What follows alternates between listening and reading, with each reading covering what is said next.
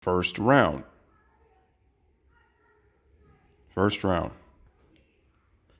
Goes up against the Bobcats. No All-NBA players. Brooklyn Nets. No All-NBA players. Then we go to the Eastern Conference Finals yet again. Paul George makes third All-NBA. NBA Finals only goes up against Tony Parker, who made second team All-NBA. 2015.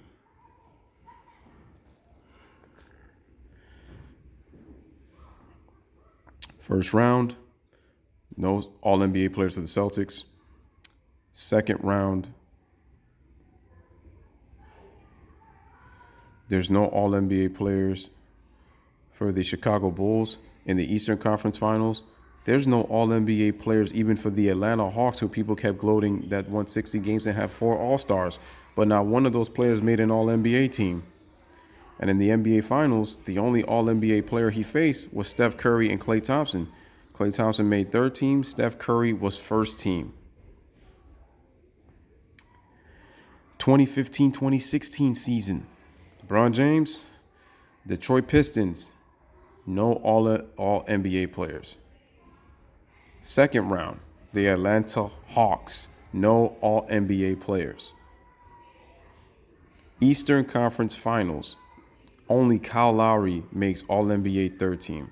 DeRozan wasn't even a third teamer. NBA Finals goes up against Steph Curry and Klay Thompson, who made first and third team All-NBA players again for the second year in a row. But that's it.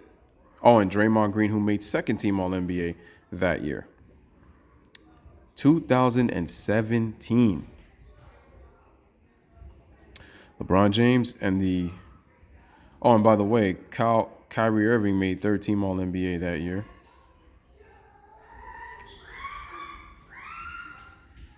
So, in 2017, as you can see here, would you look at that? LeBron James's opponents in 2017. Who was their first round opponent? Oh, the Pacers. Paul George is not, there's no All-NBA player there. Second round goes up against the Toronto Raptors, who has DeMar DeRozan, a third All-NBA player. Eastern Conference Finals goes up against the Boston Celtics with an injured Isaiah Thomas that didn't even play, that made second team All-NBA. You notice the pattern, ladies and gentlemen? This is why the Cleveland Cavaliers have been able to dominate. They have not faced really any real All-NBA players during LeBron's 8 straight finals run, where he's been able to dominate and have it easy. These All-NBA players that LeBron faces are in the finals, and he's only at least really facing one. A lot of the guys that he faced that were second team or third team All-NBA players ended up becoming All-NBA players, first team, like later on in their careers. Because look at this, ladies and gentlemen. Look, Russell Westbrook, who he faced in 2012, look, made first team All-NBA in 2017. Excuse me. Now, in the NBA Finals, in the NBA Finals goes up against Kevin Durant and Steph Curry, 2 players that make second team All-NBA. So LeBron faced All-NBA players, but he's never really been facing first team All-NBA players. And if you look at the first team All-NBA players, they really haven't been by position. He's never really gone against players that are at his position or out of position too. I mean, and in some cases you could say that for Kobe too. But Kobe and Michael Jordan have faced more All-NBA players in their postseason careers than LeBron James has, especially with the fact that LeBron has really never faced anybody in the Eastern Conference. Good players, but not at the level that can really say that they can challenge LeBron. And then in 2018, LeBron James goes up against Victor Oladipo, who makes third team. The Toronto Raptors have a second team in DeMar DeRozan, but they lost pretty badly and got swept in 4 games for a 59-win team that everybody kept saying, oh, it's a different team, Lewis. We the North. Eastern Conference Finals goes up against the Boston Celtics without their 2 best players, so there's no All-NBA players there. And then in the NBA Finals. Steph Curry makes third team All NBA, and Kevin Durant makes first team All NBA.